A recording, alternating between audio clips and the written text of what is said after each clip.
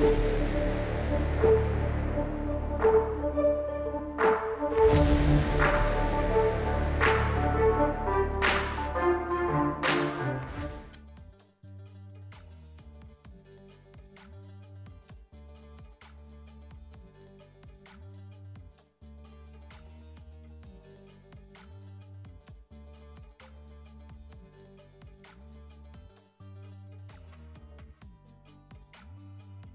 so I guess we're going to move on. I'm really excited to see Lest's list here. I see he's got my boy Alucard in his blood list. He's got, I think he named his 3 decks no aggro allowed. So I guess that's the theme he's going for here. He's just completely expected to run into a triple of that.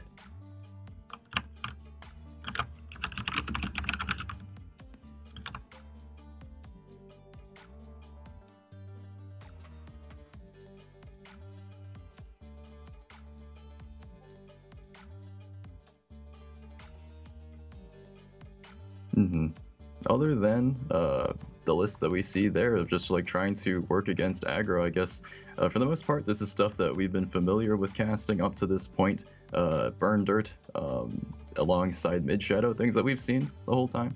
So looking forward to get into this one. Probably not too much that we're going to be unfamiliar with.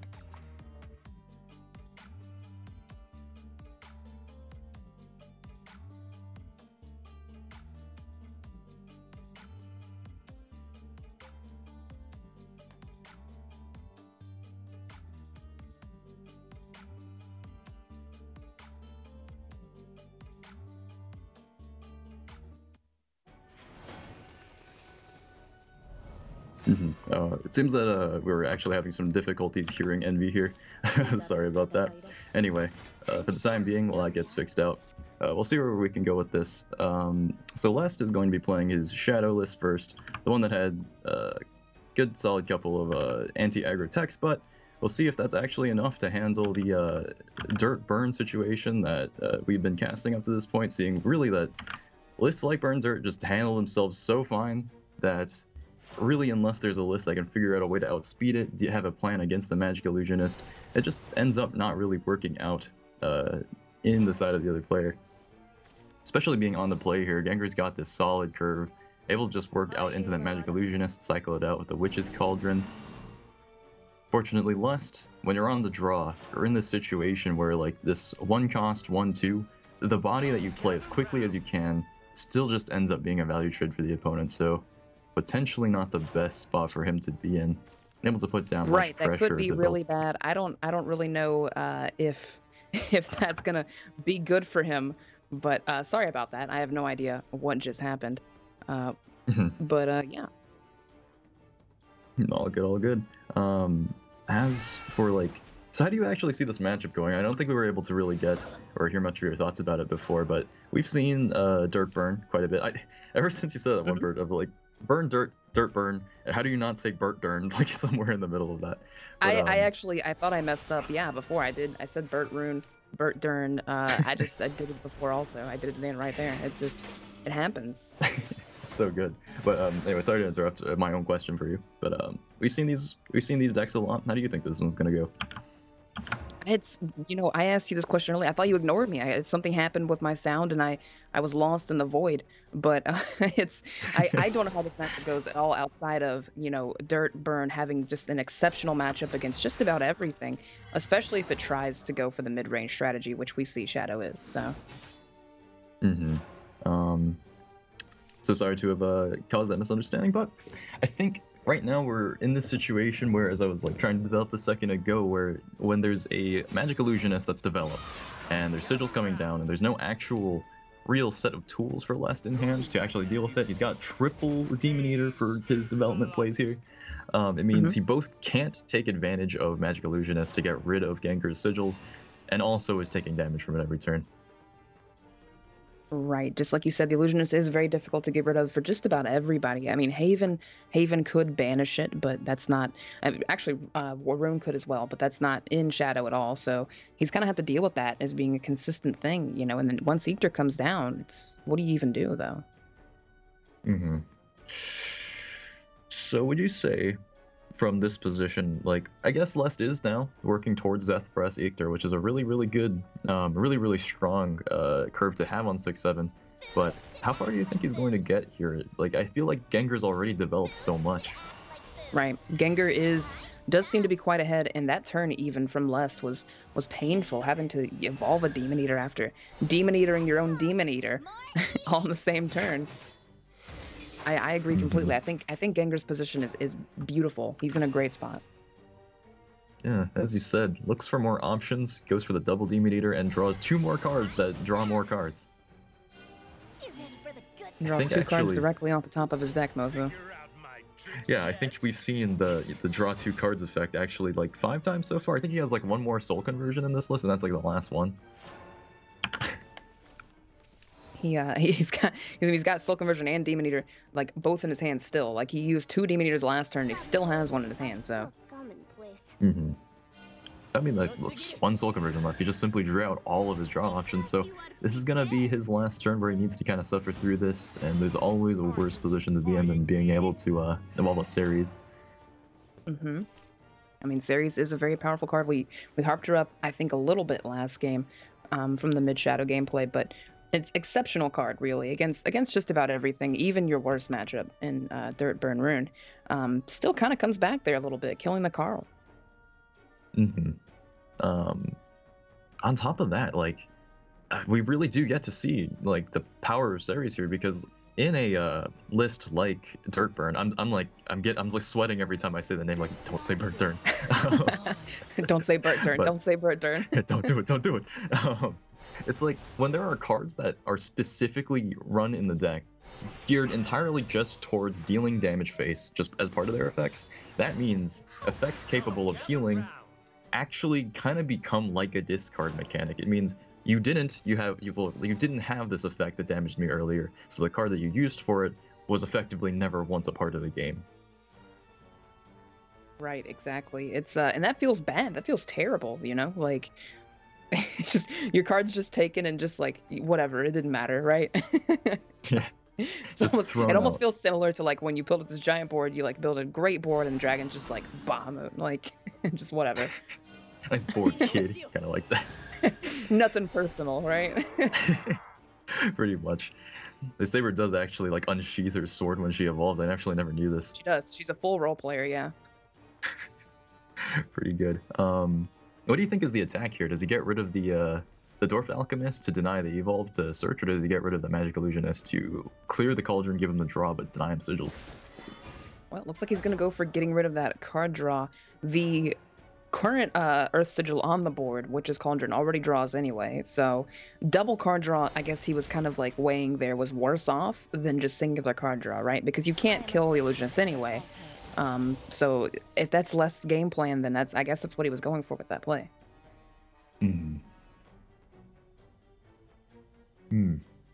Still, getting rid of the Dwarf Alchemist might not have mattered too much, as Gengur just gets to refill his entire hand with an Oz. He left open 1 play point in order to keep any potential spells out, but how do you feel about these situations where, like, you play an Oz and you just draw 3 cards, you got, like, double Levi in it. You didn't actually get any spells, but isn't that still, like, a pretty incredible Oz? Yeah, I think honestly that is a great Oz. Oz is like a card that we can play in Runecraft. She's incredible when she draws spells, obviously, to play along with her, but even when you get a situation like this, like you mentioned, he has double Master Mage Levi now when he didn't have that before. So not only is his deck thinned out, but he's holding 2 powerhouses in double Master Mage Levi. Not to mention with Lest having gone for the play that didn't really clear up any sigils, it doesn't really give him any chance now to try to deny Gengur that setup for him. It's, you know, you mentioned the clearing sigils play, and if he doesn't attack this Magic Illusionist, I'm going to actually go with the plan that he doesn't want to trigger that Witch's Cauldron.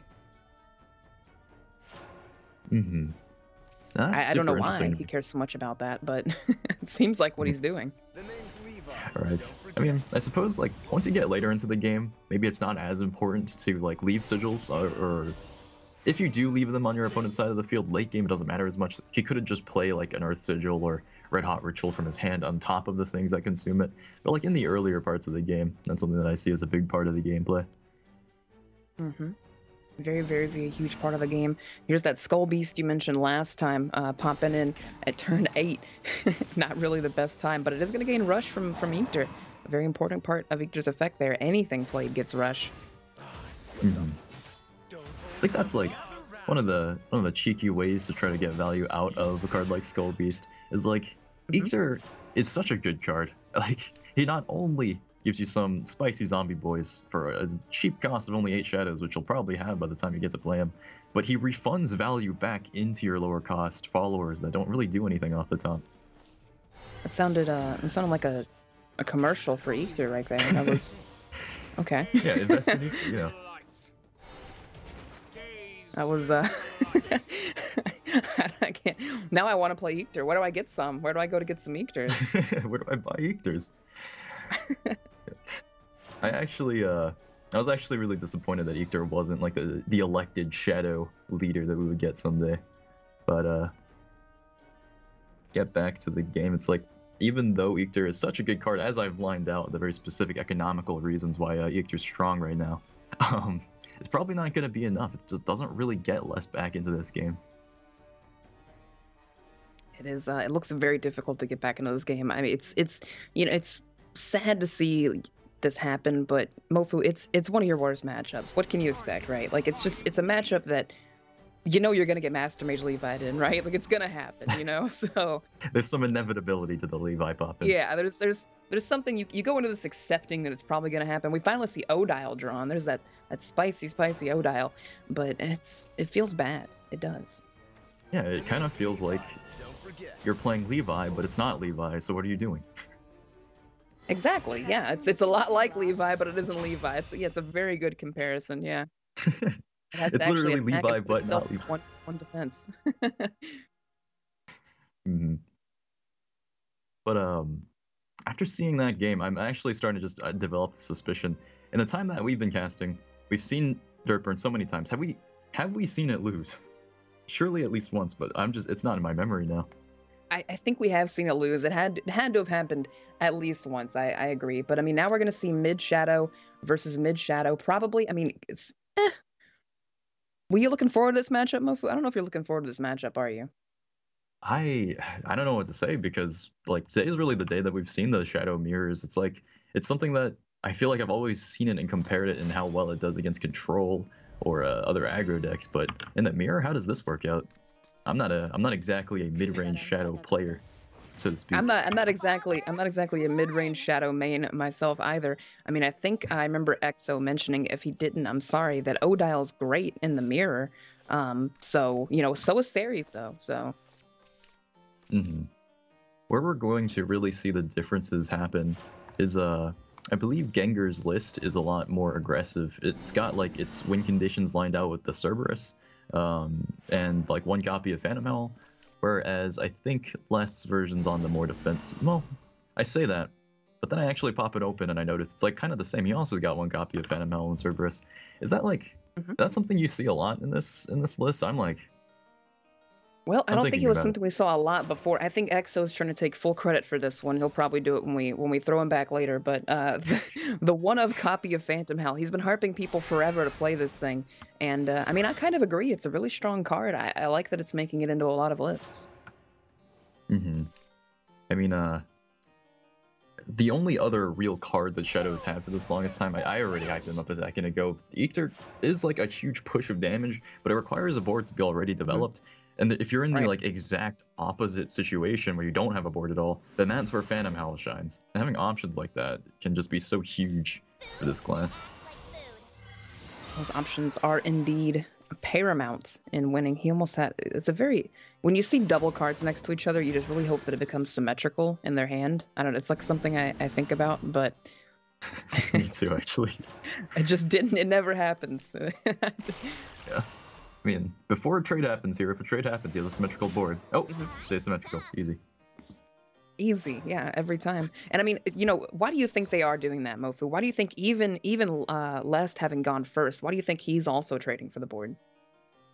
I say that trading for the board there is just a matter of, or if Lest was actually going for it too, then I think it's like both players are aware that the other could get this huge lead if they just so much as have anything left over for Prince Catacomb. And so the early game really just becomes a matter of wanting desperately to just keep the opponent's value from that card, which only Gengur has drawn, but still, as low as possible. Because how does Shadow really deal with that? Like, neither of these lists, I think, goes as far as Eplicus as to play things like Foul Tempest. Mm-hmm. Yeah, none of them are playing Foul Tempest. None of them are playing, wide range options. They're not playing. If they're not playing Foul Tempest, they're not playing Angelic Barrage, right? Obviously, they only really have a way to kill things singularly, or through Zombie Party. So, very effective card in that Bone Chimera into Prince Catacomb. Even if he gets 2 of these on the board at the same time. I think he's heard the word. I think he's heard the gospel of skeletons into skeletons. Well, I mean, skeletons into skeletons are pretty spoopy, right? It's pretty scary. But if you have too many of them, they just push each other off the board. They get mad, right? They get jealous. So. I mean, if you have like a board of 4 skeletons, and then you play Prince Catacomb, and then you play another Prince Catacomb, then how many skeletons did you actually have at one time? That's a philosophical question. It starts sounding like a math problem. Yeah. Right. Like, if Sally has 10 skeletons in her basket and you lose 2 of them in combat, but 2 of them summon more skeletons, what happens to your skeletons? Soul Squasher kills Ceres. I was going to mention Ceres and how great she was in this matchup, but evolving it allows for this incredible flip play, Mofu. Do you agree with evolving that Ceres there?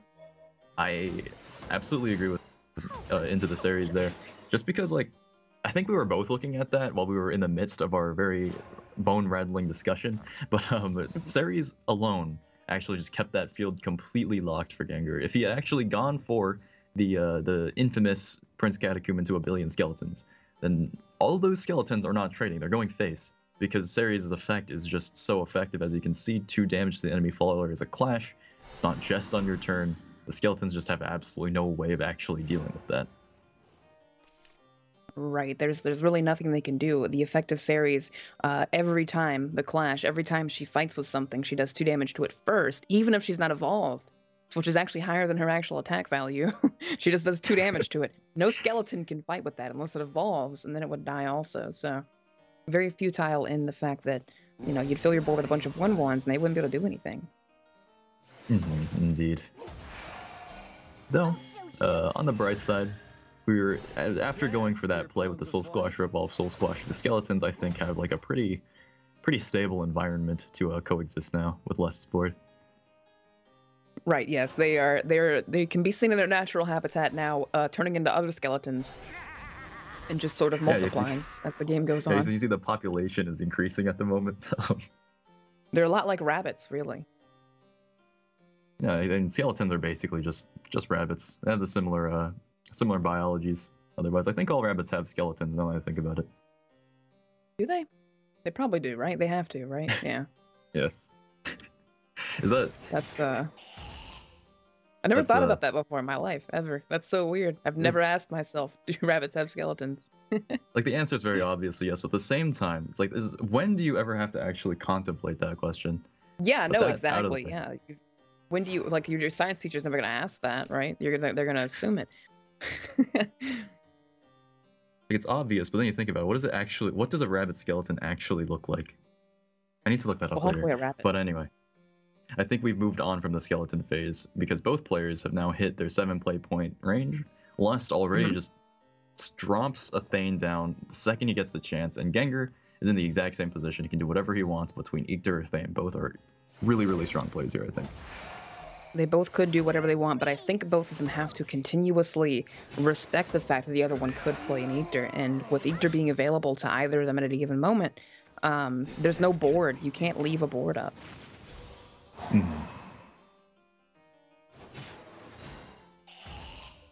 Doing exactly as you said. This is actually interesting. Ooh.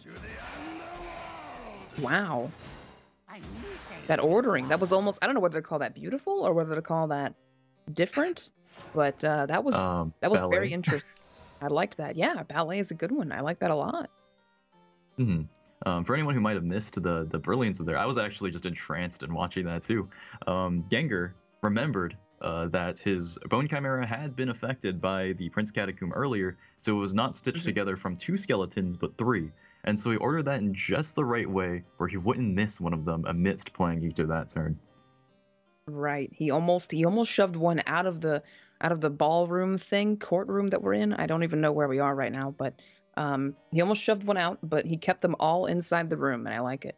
He colored inside the lines. It's a good order. Yeah.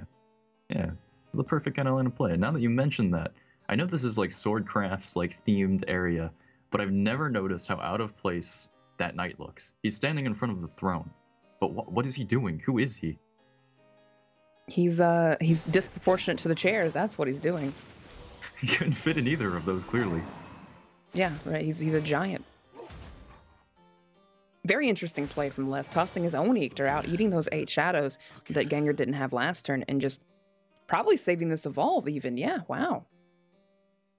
Yeah, that evolve's going to be huge, I think, too, because he already has another Ictor in hand. I mean, so does Gengur, but he has, like, both players still have enough life where an Ictor it's not going to end the game just yet.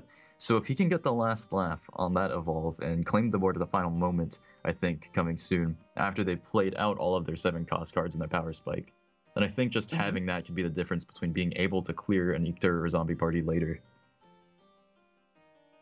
That is definitely true. The evolve, I mean, he could hold that evolve for forever. He could use it to clear anything, and it even using it to bully Gengar in a way that, like, Gengar has to kill the Ictor, right? He has to expect the damage, or respect it, sorry, rather, that's available.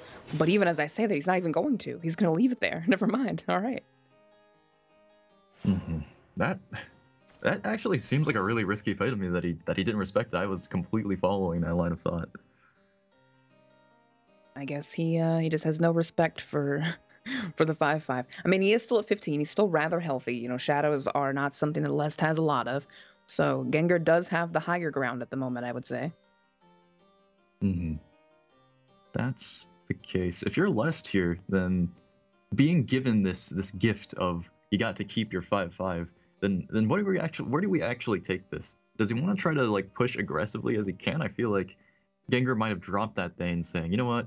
You have your 5/5, and I'll have my fully developed Thane, so you probably have to deal with it rather than me have to deal with you. Right, I agree with that completely. I think that Lest is actually in a really bad spot at the moment, because Gengar not only has that Thane, right? Like, great snipe. Not only has that Thane, but he also has zombie parties to back up on. He also has the second Ictor of his own, right? So. No shortage of options there. As I say that, though, Lest did just top deck a Dark Blade Fiend, which he could finally evolve. This could be a pretty good turning point. Killing never gets boring. Indeed. Do you think... Oh, never mind. I was about to say, do you think he also plays the White King? And I just realized, oh, never mind, doesn't have the shadows for that. Right, well, technically he does, but he does want to trigger his Blade Fiend's effect, so that Ictor is weaker.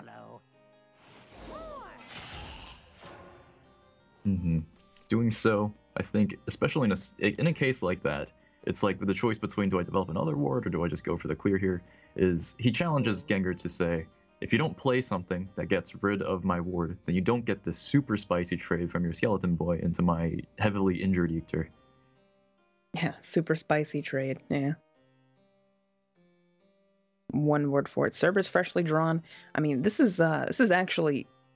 This mid-shadow is I feel like a mirror match should feel this way, but it feels so flip-floppy, right? It feels like every turn, you know, both of them have such powerful plays available to them, and now that the evolves are gone, we're going to probably see less of that, but both of them just have so many plays every turn that just flip it backwards for them.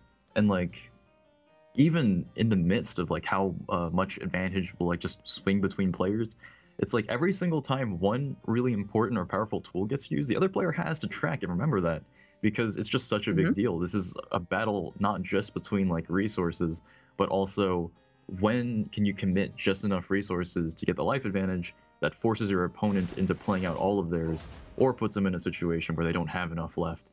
And I think it's really big to see moments like that where Gengar decides, like, exactly that. I'm going to use the zombie party. I don't need the zombies. I'm going to push Lest into a position where his resources just aren't good enough anymore. He's held them for too long.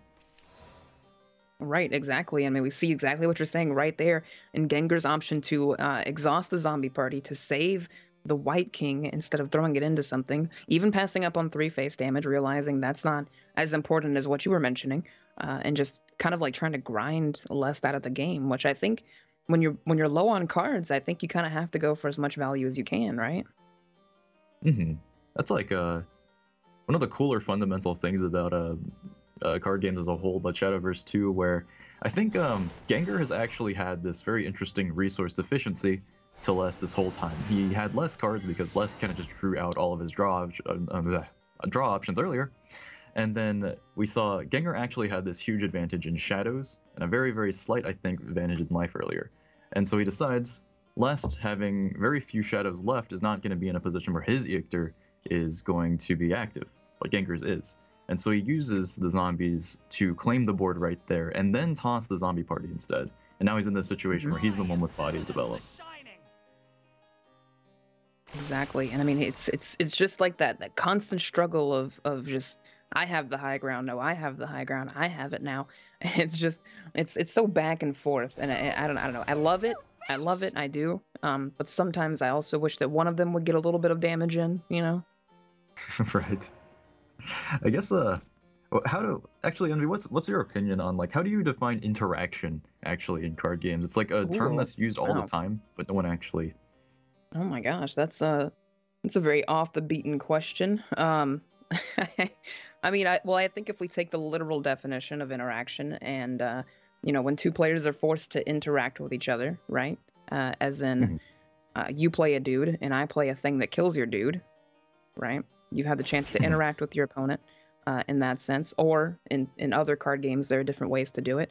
I think in Shadowverse, interaction comes down to basically board. When we've seen it the most this game, probably of any game, taking into consideration what your opponent can do every turn. If you were to pass the turn right now, could Ictor come down and kill me, right? Like if these 2/2s were on the board still with that skeleton, could I die, right? And taking that into consideration and then forcing your followers to interact with their followers is the beauty of interaction in Shadowverse, I think. The reason I asked the question is just because, like, it hit me as you said that, like, until that turn that Gengur just had, which I think was the first time he really got the chance to, these players really did just kind of spend the past many turns just trading into each other, just never wanting the other to have board. And I think that's one of those things about Shadowverse where what a lot of people tend to define as interaction in this game, I think, actually comes down to huge amounts of follower combat, because it's one of the main ways that this game pushes for you to be able to answer your opponent's threats. I agree completely. I mean, who doesn't want giant follower battles even at that point too? The game has such cool attack animations. Like, I'm just that's always my favorite part to watch, actually. They are definitely great animations. As we talked about all of that, though, Lest finally, I think this is finally the last turn after a full clear that Lest will have a significant enough advantage to finally end a game, I think. Maybe. That is possible. I think, well, I mean, if you were Gengur, what would you do, Mofu? Right there, the zombie party was something I was eyeing as, like, the main thing that he wants. Though I wasn't really, like, sure what he would do next, but you could pray that... Ooh! You could pray. I was about to say Lurching Corpse hit something good, too, and that swings him back. But doesn't seem quite good enough. That was definitely the lower option, the lower end of what he wanted. 66% chance to get something good, 33% to get something bad, and Gengur hits the bad. He's got some 2/2s on the board, though. He's not completely dead this turn.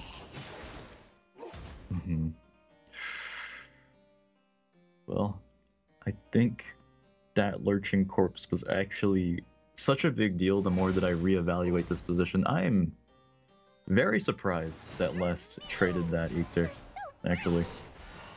Lest is still respecting Gengur. He knows that Cerberus is in that deck. He knows that zombie parties. You know, I think he still has one. Gengur still has one, I think. But I mean, respecting his options is something you gotta have to do. He's playing the same cards as you, Mofu. That's me. That's me. But yeah, right. Hypothetically, I think maybe a big part of that trade is that he respects. Maybe even just, I have, like, lost track. It's easy to lose track of how many Ictors have been played from each player when both of them just run 3.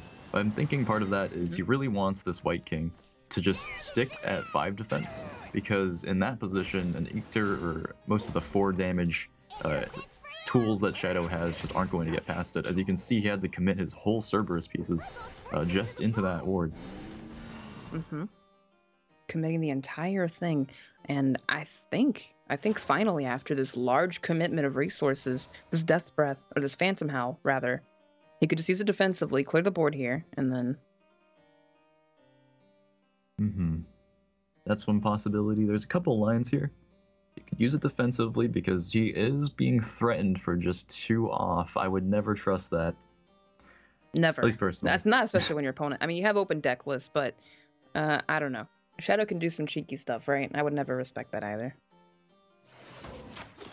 Looks like he's gonna go for what we were describing. He's able to clear out the Cerberus here. Was he gonna send that Ixer into the Skull Beast? On that one, I think is a little bit of a stretch.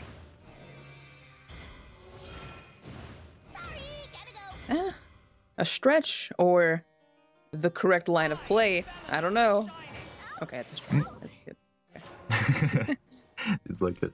So even Ixer or something like that wouldn't do it. Oh my gosh, is that a Thane and a Soul Conversion into White King Mofu? Is that what I see? That's my very, very favorite combo that I've very recently discovered, actually. Oh my gosh, Gengur. That is a disgusting top deck. That's going to slow the game down for less.